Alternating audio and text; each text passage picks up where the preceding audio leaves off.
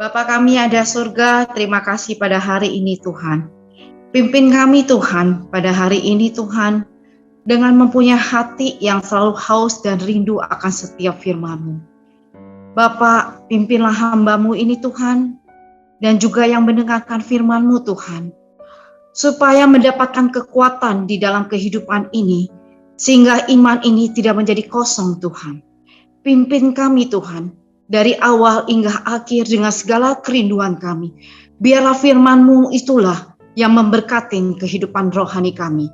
Hanya di dalam nama-Mu kami mengucap puji syukur. Haleluya. Amin.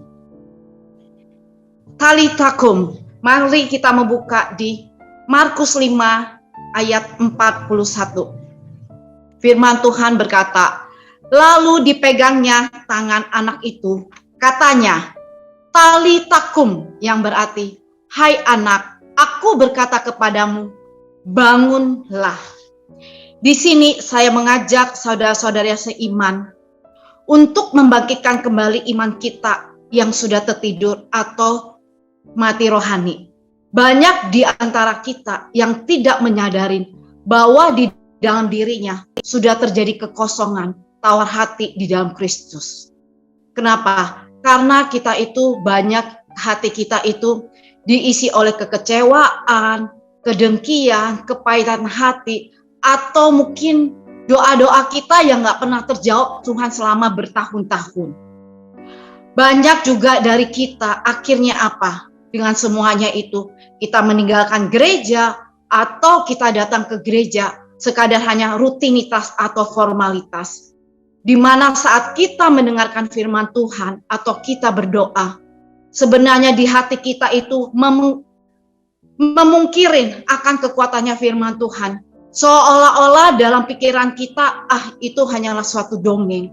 Atau kita sering katakan, kita sering dengar, firman Tuhan itu hanya karangan manusia saja. Belum lagi di sepanjang perjalanan masalah-masalah hidup kita yang penuh dengan pergumulan, kita banyak mendengar ceramah-ceramah yang tanda kutip orang pinter lah, orang-orang pandai lah, yang sebenarnya itu sedang menjatuhkan iman kita. Apalagi perkataan-perkataan itu datangnya dari orang yang dekat kepada kita, terutama teman-teman yang seiman. Makanya terjadilah yang 3 hal itu, akhirnya apa?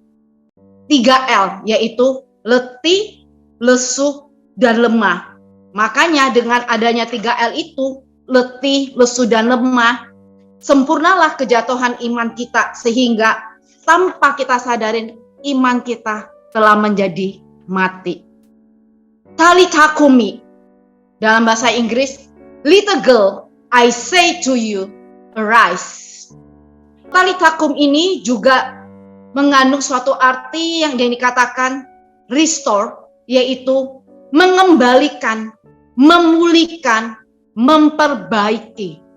Contoh, kita mempunyai handphone. Waktu baterai handphone kita sudah mati, kita pastikan cas kembali. Atau komputer kita yang sudah hang, pasti akan di-set ulang supaya kita bisa memakainya kembali. Mari kita lanjut dengan pembacaan firman Tuhan di Markus 5 ayat 22 dan seterusnya.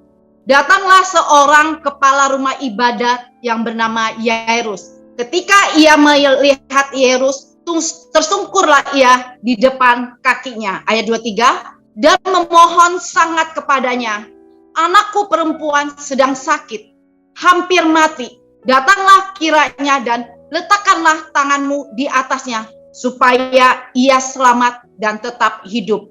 25, kita lompat. Adalah di situ seorang perempuan yang sudah 12 tahun lamanya menderita pendarahan. Ia telah berulang-ulang diobati oleh berbagai tabib, sehingga telah dihabiskannya lah semua yang ada padanya. Namun sama sekali tidak ada faedahnya, malah sebaliknya keadaannya makin memburuk. Dia sudah mendengar berita-berita tentang Yesus, maka di tengah-tengah orang banyak itu, ia mendekati Yesus dari belakang dan menjamah jubahnya.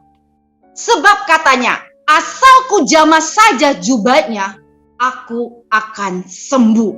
Di ayat 34, maka kata katanya kepada perempuan itu, "Hai anakku, imanmu telah menyelamatkan engkau. Pergilah dengan selamat dan sembuhlah dari penyakitmu." Ketika Yesus masih berbicara, datanglah orang itu dari keluarga rumah ibadah itu dan berkata, "Anakmu sudah mati. Apakah perlunya lagi engkau menyusah-nyusahkan guru?" Amin.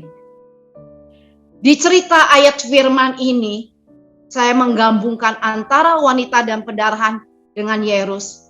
Iman adalah benang merah yang menghubungkan kedua cerita tersebut. Di mana seorang pendarahan yang selama 12 tahun dan seorang kepala rumah ibadat Yahudi yaitu Yairus, mereka menyimpan iman kepada Yesus itu sebagai mutiara yang berharga di dalam hati mereka. Inilah yang membuat kuasa ilahi mampu berkarya dalam kehidupan mereka dengan baik. Di mana contohnya wanita pendarahan selama 12 tahun, kita tahu 12 tahun itu bukan berbicara yang singkat untuk yang lama. Dikatakan di firman itu hartanya habis dan dia dikucilkan dan menjadi najis karena pada saat itu seorang wanita pendarahan itu adalah najis hukumnya bagi seorang Yahudi. Tapi hal itu tidak membuat dia putus asa dan kecewa. Malah fokusnya hanya menunggu dengan sabar sampai waktunya Yesus datang melewatinya. Makanya dia katakan, "Asalku jamah saja, maka aku sembuh." Waktu dia sembuh, makanya Yesus katakan, "Hai anakku, imanmu telah menyelamatkanmu." Selanjutnya kita berbicara lagi tentang dari Yairus, kepala rumah ibadat Yahudi, yang anaknya sedang sekarat.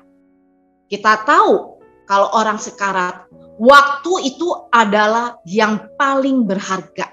Makanya di dalam ilmu medis ada bicara dengan yang katakan golden time. Waktu penolongan pertama, golden time, di momen-momen yang paling penting itu jangan sampai ketinggalan. Di tengah-tengah perjalanannya itu, dia dihambat oleh seorang wanita pendarahan. Tapi apa yang Yairus lakukan? Dia tidak marah, dia tidak jengkel, dia tidak menggerutu. Bahkan Yairus juga tetap tenang.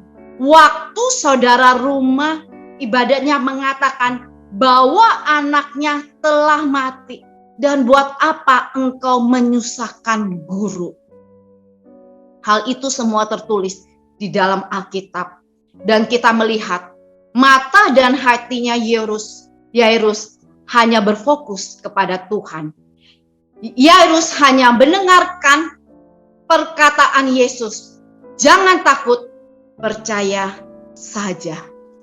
Di sini kita juga melihat betapa Yairus dengan sabar dan setia sampai waktunya Tuhan menolong anaknya. Tidak seperti kebanyakan dari kita. Kebanyakan memaksa Tuhan di dalam kehendak kita. Kita itu sering tidak sabar menunggu yang dikatakan waktunya Tuhan. Yairus tahu siapa itu Yesus.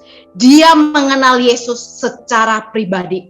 Yang dia lakukan hanyalah percaya dan menunggu waktunya Tuhan. Sekali lagi saya katakan, talitakum, bangun dan dari semangat kita yang patah, iman kita yang tidur, atau iman kita yang sudah mati karena berbagai hal kekecewaan. Aktifkanlah atau refreshlah kembali iman kita kepada Yesus. Carilah Tuhan selama Ia masih berkenan kepada kita. Fokuslah hanya kepada Yesus, bukan kepada orang-orang yang di sekeliling kita. Bangkitkan kembali semangat kita untuk selalu haus akan firman Tuhan. Dengarkanlah dan belajar peka terhadap setiap firman Tuhan. Percaya pada kekuatan dari setiap perkataan firman Tuhan.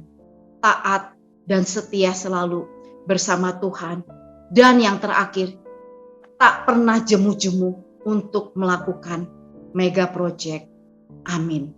Mari kita semua menundukkan kepala kita untuk berdoa. Bapa kami yang ada di dalam surga, yang kami kenal dalam nama Tuhan Yesus, kami berdoa agar setiap kami mempunyai hati yang taat kepada firman Tuhan. Firman-Mu adalah kebaikan kami. Karena firman-Mu mengandung janji, walaupun terkadang kami tidak mengerti, tapi pimpinlah kami untuk tetap mampu melakukannya. Mari dekapkanlah kedua tangan di dada. Jika saudara punya pergumulan, persoalan, tantangan di dalam karir, studi, keuangan, masalah keluarga, kesehatan, apapun juga termasuk perjodohan. Biarlah berkat Tuhan turun atasmu dan percayalah Tuhan akan membukakan pintu-pintu berkat serta damai sejahtera akan menaungimu senantiasa. Saudara terkasih, jika ada yang sakit, mari tumpanglah tanganmu di bagian sakit, supaya menjadi sembuh di dalam nama Tuhan Yesus Kristus. Haleluya, amin. Jika saudara masih membutuhkan doa atau konseling, silakan menghubungi bagian dari yang bawah ini. Terima kasih.